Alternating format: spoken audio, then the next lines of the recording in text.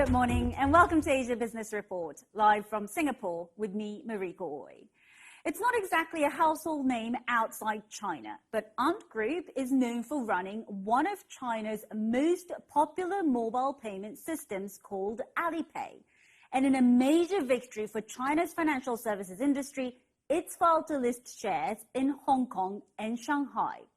This man, Jack Ma, is one of the world's richest men, and he owns both Ant and Alibaba. The firm is expected to raise as much as $30 billion, which would make it the world's biggest IPO. Shaun Rein from the China Market Research Group explains how big Ant Financial is.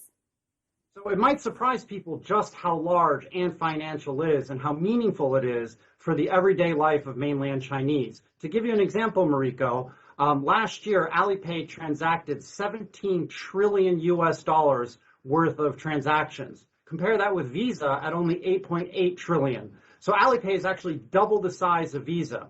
You also have to use it every day in order to get into buildings with their health code QR. So in China right now, to stamp down COVID, you have to show your Alipay code to be able to get into buses, airplanes, hospitals. So it's something that we use on a day-to-day basis. And we are expecting this IPO to be possibly the biggest in the world, and its market valuation is rather significant, isn't it? So I expect Alipay's market cap to hit about $300 billion on the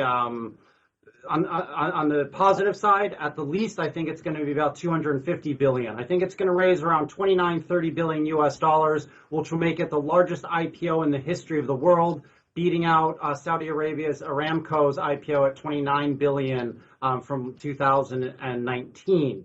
It's going to be quite big because their profits are huge. So, Mariko, their profits grew 1,000% year on year. They raised $3.2 billion in profits in the first 6 months of 2020 because during COVID, all the Chinese would just stay at home and use Alipay